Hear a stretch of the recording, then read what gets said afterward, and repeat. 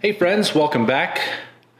So my friends over at Lensrentals sent me this little Nikon Z50. This is Nikon's crop sensor mirrorless camera.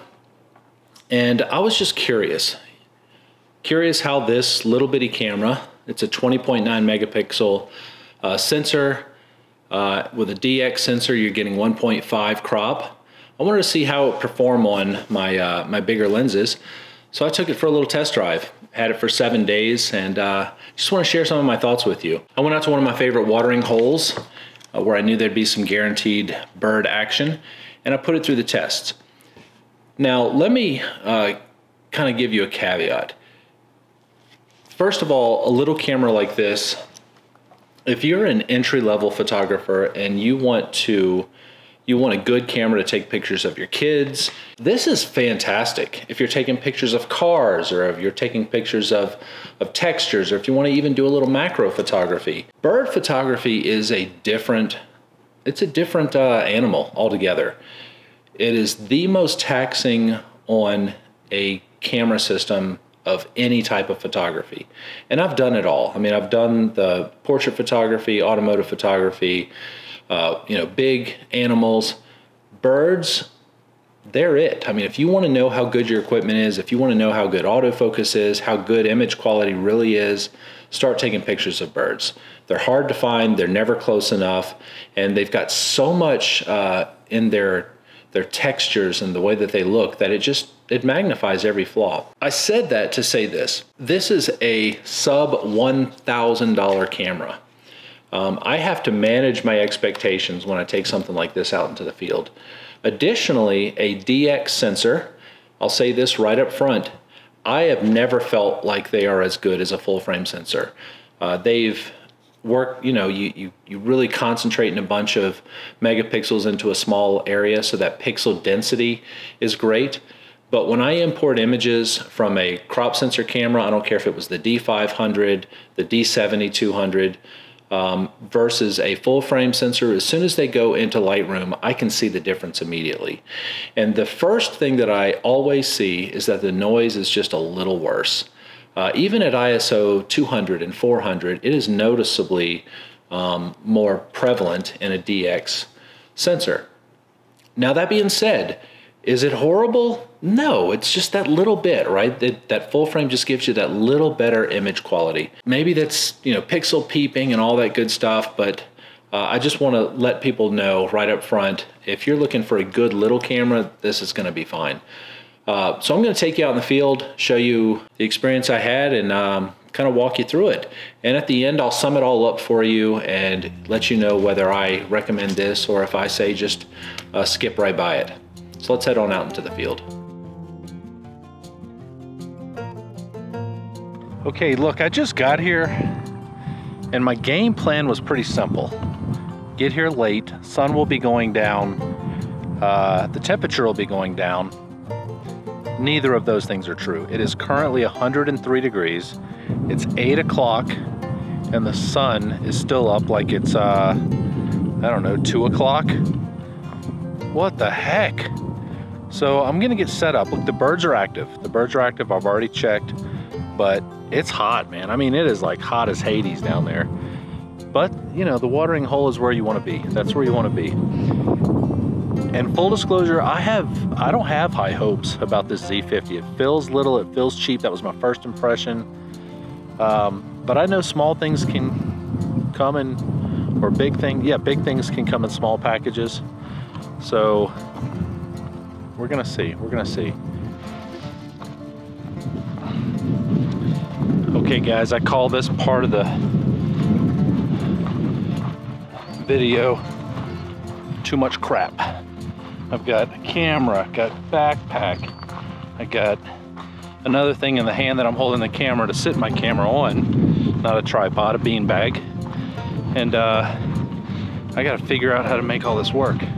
Now, interesting thing, all the birds are on the other side of the lake, but I know they're behaving. Look what's flying in here, the curlew. Hello, curlew. Yeah, maybe we'll get some curlew tonight. But yeah, I know what's gonna happen. I'm gonna get in my spot and they're all gonna fly away. But here's a fact. This little bit of camo right here is going to confuse them into thinking that I've gone, I've left, I've disappeared into the ground. And they'll be back because they got bird brains and they're creatures of habit. Holy smokes. Coyote tracks everywhere. I think that's coyote. I don't think people bring their dog. Whoa, look at that, a meadowlark right in front of me. Yeah, it's a pretty active place, pretty active night too. So I'm gonna get set up. I'm not gonna try to talk to you while I'm shooting. I tried that before. I suck at it. I wind up getting like no shots. And nope, I'll just tell you what's going on later. So there's my spot over there in the grass. I'll blend in perfectly. The first thing everyone wants to know about is autofocus. Laying down on the ground in this position, the birds would walk right past me, and you know, not at a fast pace, but they were always walking in and out of the greenery, the grass. So having an autofocus system that'll kind of focus through that grass and capture what you're looking for, the Z50 did just fine at that. I wasn't disappointed. You know, as things started moving a little quicker, I did feel that it struggled a little bit with kind of keeping up with things. The Z6 and the Z7, I've noticed that they do follow a little better. Even though I adjusted the focus tracking in the Z50, I didn't feel like it was quite as sticky as the version 2 of the Z6 and the Z7.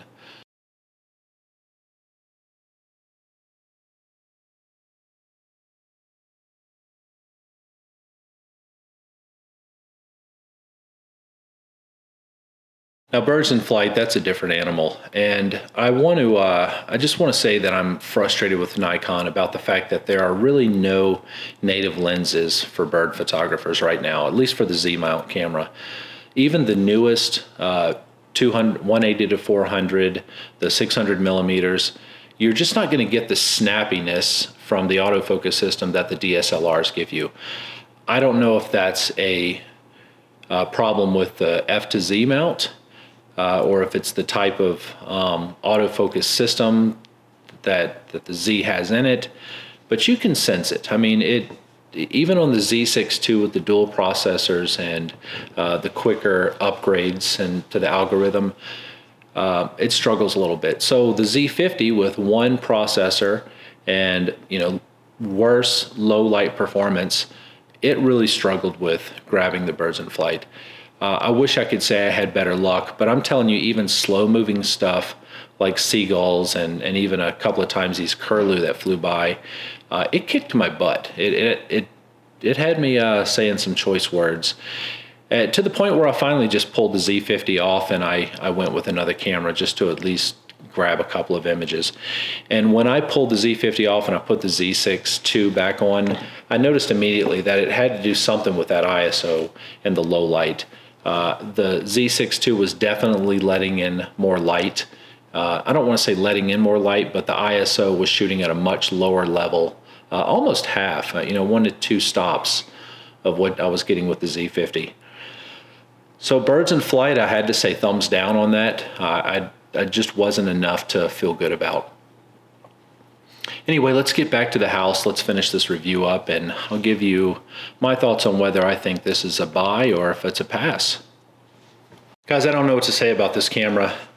If you're going to the zoo and you want to take pictures of the parrots and the birds in the aviary, or if you've got some low-hanging fruit at the park like the geese or the ducks, I think you're going to get great image quality with this. You'll be satisfied with the autofocus system.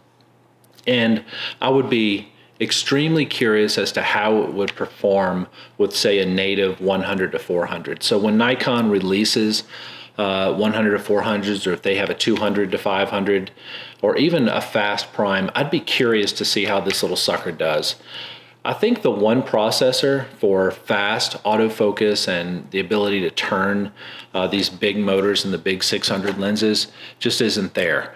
I don't know the science behind that, but it just felt like the signal that was coming from the camera to the lens just felt kind of laggy. Like it just, and I don't know if it's the fact that that's a 20-year-old lens and the technology is just not as good. I don't know the answer to all these things. I keep saying 20-year-old lens. That's a 2008 model, so what is that? That's 12, 13-year-old lens.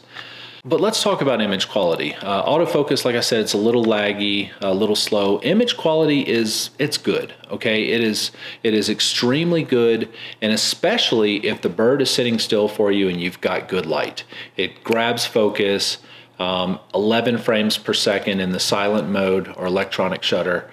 And I was satisfied with that. I pulled them into Lightroom, and you know, you can see through these images here that they're good. They're acceptable images. I had some from the Z6 too. I'm not even going to show you those, but I can't really tell once I process them and send them out, but immediately the raw image in Lightroom just looked a little bit better. Is it $1,000 better? You know, that's something that you guys have to decide for yourselves. So birds in flight, I think I mentioned that enough. It was horrible. It sucked. I mean, even seagulls that were flying by me extremely slow. A flock of geese flew right over me, and it took, you know, hunting for a good 2 or 3 times before finally it figured out what was in the sky. I just think Nikon's, they're just struggling with that autofocus system. They haven't figured out the algorithm yet. As everybody says, I'm extremely curious as to what's going to happen when that Z9 comes, or if they ever release, you know, a Z8 or whatever, you know, whatever they've got up their sleeve. I'm hoping. And that's what I'm holding out for. I mean, I've got all this Nikon equipment, and I'm going to hold on to it to see what the Z9 does. But for a sub $1,000 camera, if you're willing to fight through that struggle a little bit, you know, here's what I recommend. And I would love to try this. And I may do this and do a review on it. The Nikon Z50 with a 300 f4 PF lens, or a 500 PF f5.6. That's their newest little prime lens. It's got that fast AFS motor in it. I would be curious, because of how much light that lets in and how quick that one turns, if this would do a lot better on that. Think about a 600 millimeter. That's a lot of glass to move. It's heavy, and like I said, I just don't know if the electronics are up for it in this little thing.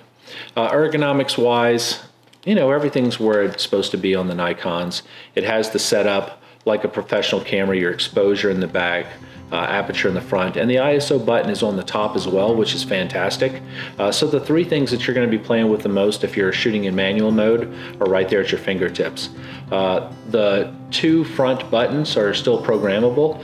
I always use my front top button as the autofocus selector. So if you're going from single point to dynamic to small or large frames, I just press it down and I roll the front dial.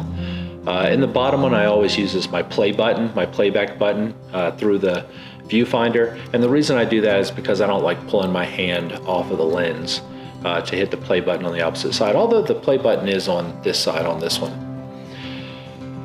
So what do I think? If you've got $1,000 and that's all you've got, and you're buried in Nikon lenses, try it out. I mean, it's a good little, you know what, I'm not even gonna say that. I'm gonna be real with you. If you can get a full frame DSLR, get that one instead. Just because I'm an addict for full frame images, guys, they just look better. They do, all right? I can't recommend this thing. I think for bird photography, there's just no way I'd recommend it. Once again, guys, I appreciate you watching. Thank you so much. And I do want to qualify, I am no professional photographer. I'm a dude. I'm like you guys. I work hard for my money. I've got a regular job. I just want to be sure that when I'm spending my money, I get something that I'm going to use and I'm going to enjoy using. And the fact is, I can't recommend this as one of those things. I'd be more frustrated with it out in the field than I would enjoy it. Thanks for watching though, I appreciate it. And if you've got any feedback, or if you've got any experience with the Z50 that was different than mine, let me know. I always appreciate it, and the community always appreciate it. And thanks for stopping by. Hit that like button if you enjoyed it, and don't forget to subscribe.